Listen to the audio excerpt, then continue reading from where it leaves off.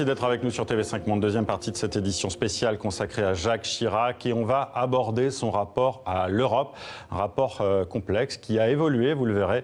Marc Semo du Monde est toujours avec nous. Patrick Stefanini, ancien directeur de la campagne présidentielle de 1995 de Jacques Chirac, est également avec nous. Cette question européenne, on en parle avec vous dans un instant. Mais d'abord, direction Bruxelles, où on retrouve Louis Michel. Merci Louis Michel d'être en direct avec nous. Vous avez été vice-premier ministre de Belgique et vous avez été ministre des Affaires étrangères de 1999 à 2004, alors que Jacques Chirac était président. Quelle relation aviez-vous avec lui ? J'avais une relation assez forte, en fait. Nous étions d'accord sur beaucoup de choses et moi, je le consultais souvent avant les conseils européens.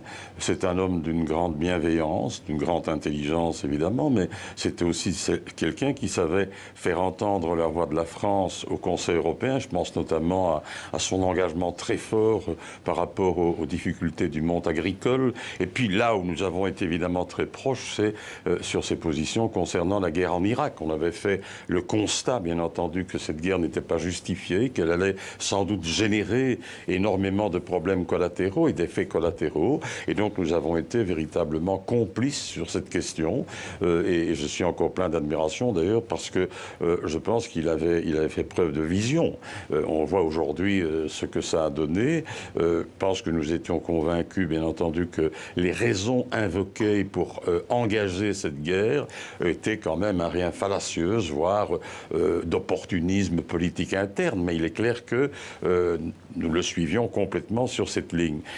Sur l'Afrique aussi, j'ai eu beaucoup de contacts avec Jacques Chirac. Il m'appelait régulièrement lorsque j'étais commissaire européen pour essayer d'aider un certain nombre de pays africains. Il avait, vis-à-vis de l'Afrique aussi, il avait, je pense, un engagement sincère. Ce qui m'a frappé le plus chez Jacques Chirac, dans ses relations à l'autre, c'est cette dimension compassionnelle. Il avait cette faculté de sollicitude permanente vis-à-vis de l'autre, et je pense qu'il était extrêmement sincère. C'est un homme, dans le fond, qui aimait le peuple, et qui aimait les gens, et qui aimait les citoyens. Il était un homme d'embrassade, c'était un homme qui avait les mains et les paumes très ouvertes, question de montrer sa préoccupation, et même son affection pour les autres. Donc, j'avais une relation qui était forte, sincère, extrêmement convaincue, et parfois de connivence sur toute une série de sujets. Louis Michel, savait, évidemment... excusez-moi de vous interrompre, mais sur la question de l'Europe, est-ce que Jacques Chirac était un Européen convaincu, selon vous, ou plutôt un Européen de raison ? Non, je pense que c'était un Européen convaincu. Jacques Chirac était un homme moderne qui avait bien perçu, en fait, qu'il ne fallait pas moins d'Europe, qu'il fallait plus d'Europe. Maintenant, il est évident que ce qui, sans doute, le peinait aussi, ce qui l'embarrassait, c'était de voir le scepticisme européen d'un certain nombre de pays autour de la table. Il n'oubliait évidemment pas le rôle que la France devait et pouvait jouer en Europe. Donc, il assumait cela complètement. Mais moi, je n'ai jamais douté une seconde de l'engagement très fort de l'Europe. C'était certainement un des chefs d'État les plus engagés sur l'Europe. Bien entendu, c'était aussi son rôle de voir quelle était la place de la France dans ce jeu d'influence. Mais je n'ai jamais eu le sentiment que Jacques Chirac était une sorte d'opportuniste européen et qu'il était européen parce que ça faisait bien ou parce que c'était utile. Non, j'ai toujours... Il y a sans doute eu une évolution, hein, Louis Michel, de Jacques Chirac, parce qu'en 1979, il traitait l'Europe de mollusques, notamment. C'était aux européennes durant sa campagne. Marc Semo, je vous voyais un peu dubitatif, justement. Franchement dubitatif. Oui. C'est-à-dire Jacques Chirac a fini par être un Européen peut-être convaincu, en tout cas de raison, et...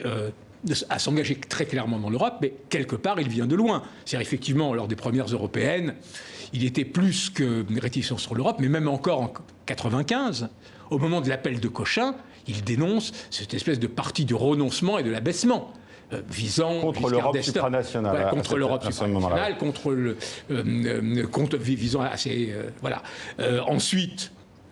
Oui. Patrick Stefanini, justement. Oui, vous étiez dans la campagne de 1995. L'évolution est incontestable. L'appel de Cochin, c'est pas 1995, c'est 1978. 78. Mais Jacques Chirac, c'est d'abord un fils spirituel du général de Gaulle. Le général de Gaulle a fait le choix décisif en 1958 d'engager la France dans la construction européenne. Jacques Chirac est resté fidèle à ce choix. Il a été marqué, Jacques Chirac, par le fait que le général de Gaulle attachait une importance capitale à la défense des intérêts de la France en Europe. Souvenez-vous de la politique de la chaise vide. Jacques Chirac ne l'a pas totalement reprise à son compte, mais quand il était ministre de l'Agriculture, il défendait ardemment les intérêts de la France. Alors ensuite, il y a en effet une vraie évolution. Il y a eu un revirement en 92. Hein, non, mais il y a une vraie évolution. Mais d'abord, je rappelle que Jacques Chirac, il a été aux affaires, entre guillemets, pendant 40 ans. Donc, il a le temps d'évoluer. Il y avait des raisons pour... Non, mais surtout, il y avait des raisons. Il y avait des raisons pour évoluer.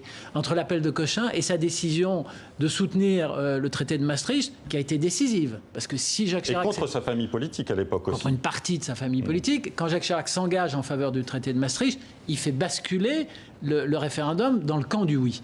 Mais pourquoi est-ce que Jacques Chirac fait cette évolution ?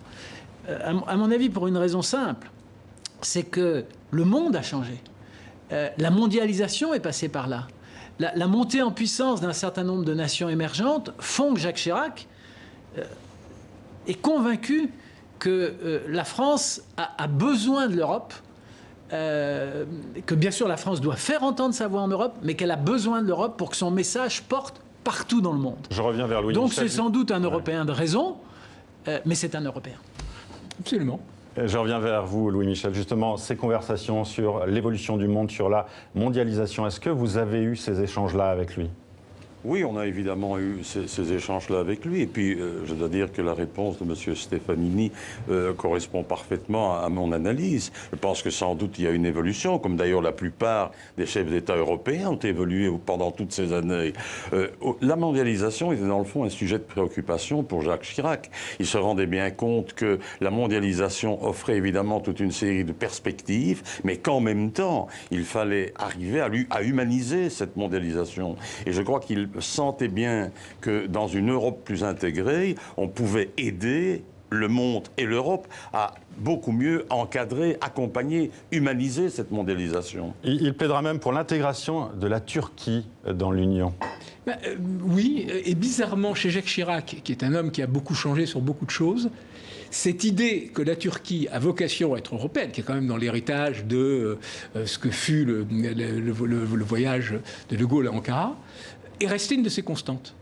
Et effectivement, il était convaincu que la Turquie républicaine, une république en plus laïque, inspirée du modèle jacobin, avait vocation un jour à rentrer dans l'Europe.